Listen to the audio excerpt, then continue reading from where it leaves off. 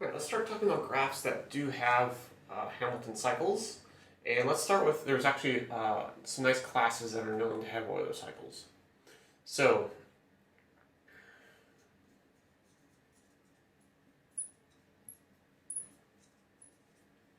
Hamilton cycles, sorry, hopefully that's what I was saying. Graphs that have Hamilton cycles. Alright, so Kn for all n greater than or equal to 3. I guess K1 also has a Hamilton cycle, trivially. It's just a single vertex by itself, but K2 does not. However, K3 and beyond do have Hamilton cycles. And in fact, we're coming back to that because its actual problem is not that it has a Hamilton cycle, but it has too many. So that's a particularly interesting issue. All 5 Platonic solids have Hamilton cycles. And this isn't just like a random example. These Hamilton cycles on the Platonic solids are considered somewhat interesting, in particular the ones on the icosahedron and dodecahedron. In fact, coming back to this model, what the student did as a project was to not only make a dodecahedron, but why not also put a Hamilton cycle on there. And the question of how many Hamilton cycles there are is particularly interesting. But he chose one. And what it does is the Hamilton cycle is a loop going around all the vertices, right? And it turns out that half the faces are inside and half the faces are outside.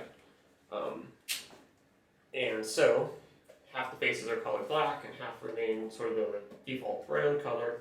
And so that's what was done here. And so it actually cuts this dodecahedron into like 2 pieces.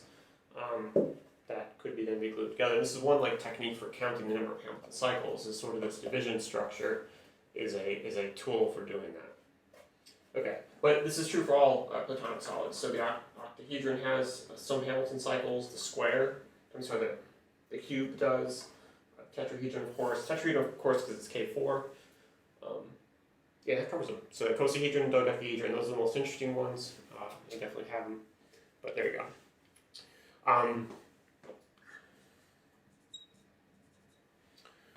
Okay, K, N, and M do, but not all the time.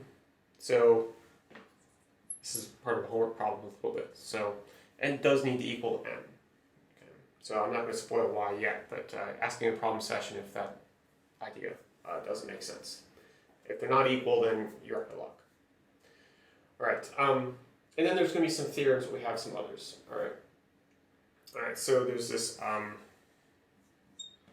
if G has an Euler cycle, then you can take the line graph of G and it has a Hamilton cycle. Okay. That's also a homework problem, so again, something you can ask me about. So first of all, you have to discover what a line graph is, and that's part of the process of the homework problem. That's the biggest part. If you can figure out what a line graph is, or not figure out, but read what they're saying there about the line graph. This is pretty straightforward. Okay, the next big theorem. There's actually a whole group of these, but I'm only going to give you one of them, and it's called Dirac's theorem.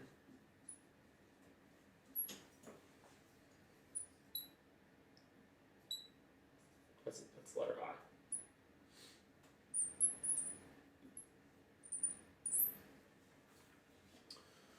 Alright, so suppose G is simple,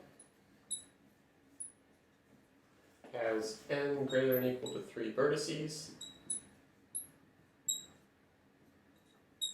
and is connected. Okay, so if the degree of every vertex is at least n divided by 2, then G has a Hamilton cycle or Hamilton circuit. Okay. This theorem is not very old. We're talking 1952 here is the year. Okay. And there's a whole group of these theorems around plus or minus 10 years for these. There's Orr's theorem.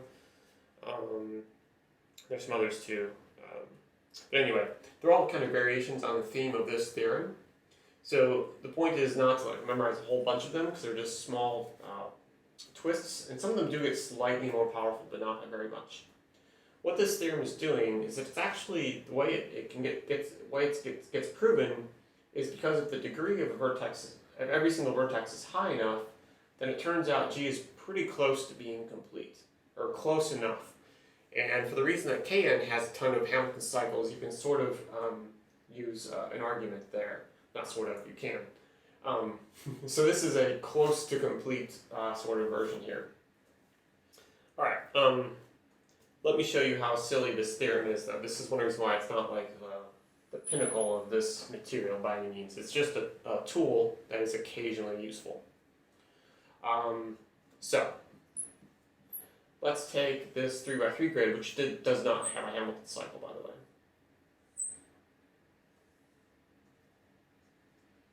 But it actually doesn't need that much help to get it fixed, right?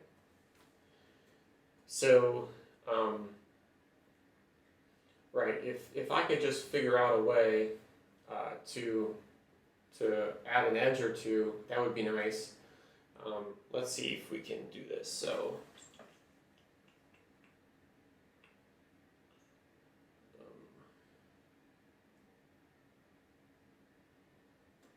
yeah, I think there's one option.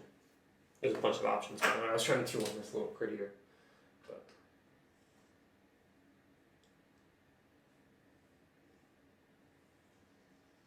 Right, so I just need to really add one edge.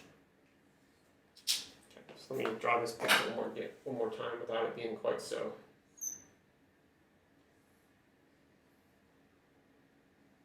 So let me draw like a version that's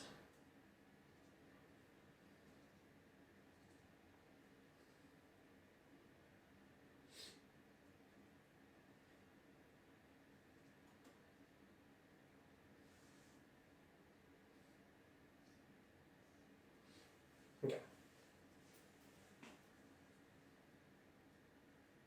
So this graph is fine, right? And this is the one where I just kind of tweaked it a little bit to straighten up this curvy edge. So this graph has a Hamilton cycle, and check out its vertex degrees. So first of all, this thing has 9 vertices. These vertex degrees are incredibly low. 2, 3, 3, 2, 3, 3, and 3. Right, so it doesn't necessarily, you don't necessarily need really high vertex degrees to have a Hamilton cycle, but to use this theorem you need ridiculously high vertex degrees. So as an exercise I like to say, okay, let's see what we would actually have to see before we could use this theorem for this, this sort of graph here. How many edges would we need to add before we get there? Okay, so again, we'll start with something that doesn't have a Hamilton cycle circuit. Trying to say both terms. And the way we'll fix it this time is instead of just trying to figure out what we're missing and fix it up, we're going to add a bunch of edges so that our degrees are high enough. Alright, now, we have to have the degrees of every vertex at least as high as n over 2. 9 over 2 is 4.5.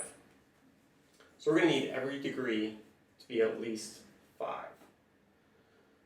Okay. So let's get started. So let's see, I can get to work on that. So these have degree 5 now. Okay, the middle doesn't have a high enough degree yet, so I need to fix that one, so it has degree 5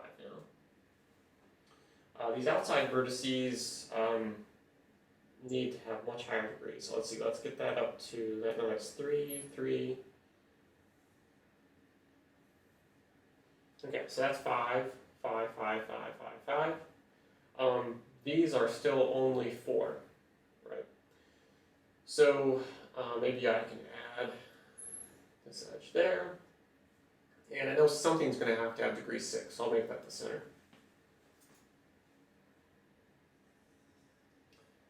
Okay, hopefully you agree with me that that was way more than we needed. But for us to get the degrees high enough to use this theorem, you have to have a lot of edges. This thing has to be remarkably well connected together. Okay, so this, I'm not trying to tell you to throw this theorem out. It is occasionally useful, but it does require a ton of edges in your graph before you can use it.